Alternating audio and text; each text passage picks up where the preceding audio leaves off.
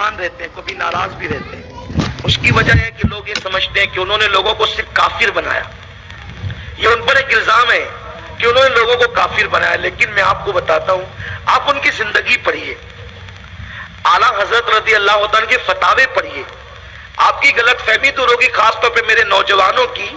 اعلیٰ حضرت فرماتے ہیں اگر کسی کے قول میں, فرماتے ہیں کسی کے قول میں اگر 99 معنی کفر کی طرف جاتے ہیں اور 1 معنی ایمان کی طرف جاتے ہوں تو اس کو کافر نہیں کہا جائے گا. اتنے محتاط امام احمد رضا. اور اعلیٰ حضرت رضی اللہ تعالیٰ نے جن جن لوگوں پر کفر کا فتویٰ دیا تو خود نہیں دیا, یہ لوگوں کو نہیں پتا ہے, لوگوں کو نہیں معلوم ہے. جو لوگ بس پروپیگنڈا ہے نا, اس کا پروپیگنڈے کا شکار ہے.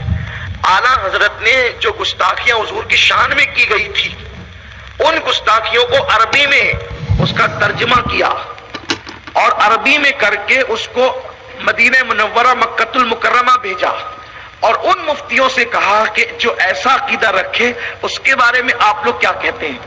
تو مکہ اور مدینہ منورہ کے وہ علماء, یہ 1921 سے پہلے کی بات ہے, اس وقت وہاں پر اہل سنت و جماعت کی حکومت تھی, وہاں جلوس بھی نکلتا تھا, وہاں کے علماء اکثریت سنی تھے, اور وہاں جنت البقیع میں مزارات پہ گنبد بنے ہوئے تھے, جنت المالا میں مزارات پر گنبد بنے ہوئے تھے. وہ گنبد کی تصویریں ابھی بھی انٹرنیٹ پر ملتی ہے. حضرت امیر حمزہ کے مزار پہ گنبد بنا ہوا تھا. یہ سب 1924 سے پہلے کی باتیں, گنبد وغیرہ. یہ بعد میں ان لوگوں نے توڑا ہے, شہید کیا اس کو, یہ کہہ کر کہ معاذ اللہ جو ہے وہ مزارات پہ گنبد بنانا جائز نہیں, اور یہ اور وہ, یہ سعودی نے سب بعد میں کیا ہے. لیکن اس وقت تک اس طریقے کے غلط نظریات نہیں تھے. میرے آقا علیہ الصلوۃ والتسلیم کے پیارے دیوانوں, تو اعلیٰ حضرت نے سوال کیا. ان علماء نے کہا کہ جن لوگوں نے رسول پاک کی شان میں ایسی توہین اور بے ادبی کی وہ لوگ کافر ہیں, اور ان کے کفر میں جو شک کرے وہ بھی کافر ہے, عقیدہ معلوم ہونے کے بعد.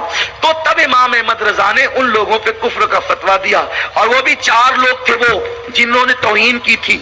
اعلیٰ حضرت رضی اللہ تعالیٰ نے یہ نہیں کہا کہ ہر بندہ کافر ہے, معاذ اللہ, اس طرح نہیں, بلکہ جو ایسا عقیدہ رکھتا ہے گستاخی کا وہ کافر ہے, یا عقیدہ معلوم ہونے کے بعد اس کی تصدیق کرتا ہے کہ یہ صحیح ہے وہ کافر ہے. ہمارے کو کافر نہیں کہتے, ہمارے یہاں بڑا احتیاط ہے. امام اہل سنت نے احتیاط سکھایا, ہمارے بزرگوں نے احتیاط سکھایا کہ کسی کے قول میں 99 جو ہے وہ معنی پہلو کفر کے نکلتے ہو, 1 ایمان کا تو ہم ایمان کا حکم دیتے ہیں. ایسے کفر کے فتوے ٹھوکنا اہل سنت کا کام نہیں, اس لیے کہ اسلام غالب ہونے کے لیے آیا, اسلام مغلوب ہونے کے لیے نہیں آیا. لوگ سنیوں کے بارے میں غلط پروپیگنڈا کرتے ہیں کہ ان کو کافر کہتے ہیں. ہم ہر ایک کو کافر نہیں کہتے, ہم صرف گستاخ رسول کو کافر کہتے ہیں. جو لوگ گستاخیاں کرتے ہیں ان کو کافر کہتے ہیں, لیکن لوگ اہل سنت کو بدنام کرتے ہیں. ہم چیلنج کرتے ہیں کہ بتاؤ کس نے گستاخی نہیں کی اور ہم نے اس کو زبردستی کافر کہا. آپ مجھے بتائیں, اگر قادیانی کو کافر کہتے ہیں تو کیا برا کرتے ہیں؟ وہ اللہ کو گالی دیتا ہے. قادیانی یہ کہتا ہے کہ اللہ میرے ساتھ ایسا سلوک کرتا ہے جیسے میاں بیوی کے ساتھ سلوک کرتا ہے. اب بتائیں اس کو کافر نہ کہیں, اس کی قبر پہ پھول چڑھائیں, قوم کو آگاہ نہ کریں. لوگ کہتے ہیں نہیں جی کافر مت کہو. تو اب کیا کہیں؟ اللہ کو بھی گالی دے رہے, اب کیا کہیں؟ اس لیے کافر ان کو کہتے ہیں تاکہ عوام ان سے بچے, ان کا اصل چہرہ بے نقاب ہو. تو لوگوں یوں ہی یہ سب چیز نہیں, ہمیں پاگل کتے نے نہیں کاٹا. لوگ کہتے ہیں دیکھو یہ لوگ قبروں پہ جا کے سجدہ کرتے ہیں. اعلیٰ حضرت نے کتاب لکھی الزبدۃ الزکیہ, اس میں اعلیٰ حضرت نے لکھا غیر اللہ کو سجدہ کرنا جائز نہیں. اگر کوئی تعظیمی سجدہ کرے تو حرام ہے, اور عبادت کی نیت سے کرے تو کفر ہے. ہمارے یہاں مزار کے لیے سجدے کی اجازت نہیں ہے, کتاب اٹھائیے. پھر بھی لوگ الزام رکھتے ہیں کہ سنی قبروں پہ جا کے سجدہ کرتے ہیں. کوئی سنی قبر پہ جا کے سجدہ نہیں کرتا. چوکھٹ چومنا الگ ہے, سجدہ کرنا الگ ہے.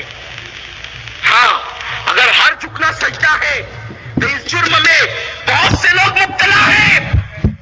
ہر بات ہر جگہ نہیں کہی جا سکتی, لیکن بات اتنی ہے کہ صرف کہیں پر جھک کر کے کسی چوکھٹ کو لب لگا دینا. ارے سجدے کے لیے سب سے بڑی چیز نیت ہے. جب اس نے نیت ہی نہیں کی تو پھر سجدہ کیسے ہو گیا؟ اگر یہ بات ہے تو ہر آدمی دیوار کو سجدہ کر رہا ہے. بولے مسجد کی دیوار کے سامنے کتنے لوگ سجدہ نہیں کرتے؟ یہ امام صاحب بیٹھے, نہ امام بچا نہ مقتدی بچا. تم سجدہ کرتے ہو تو کیا سامنے ہوتا ہے؟ مسجد کی دیوار، اور مسجد کی دیوار کو سجدہ کر رہے ہو.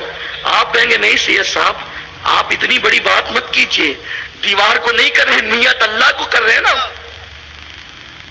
تو بھئی آپ نے جب کہا کہ میری نیت پہ اعتماد کر، تو آپ بھی تو میری نیت پہ اعتماد کرو، آپ بھی تو ہماری بات پہ اعتماد کرو. ہم سجدے نہیں کرتے، کسی بزرگ کی چوکھٹ چوم لیتے ہیں، چومنا الگ ہے، سجدہ الگ ہے. اس طرح قوم میں فتنہ مت کرو، قوم کو مت بگا. چادر چڑھانا شرک ہے.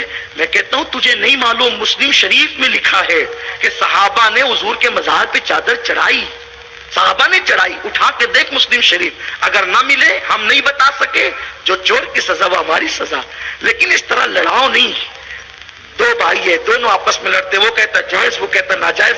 ماں پریشان ہے، دیکھ رہی ہے، ارے تمہارا دادا تو چادر ہی چڑھانے والا تھا، تیرا باپ بھی تو چادر، تم کیوں لڑ رہے ہو؟ ماں کہتی کیوں لڑ رہے ہو، کیوں؟ تو تب جو بیٹا سنی ہوتا بولتا یہ نیا لایا نا، جب میرا باپ یہ تھا تو اس کو بھی باپ کا وفادار رہنا چاہیے نا.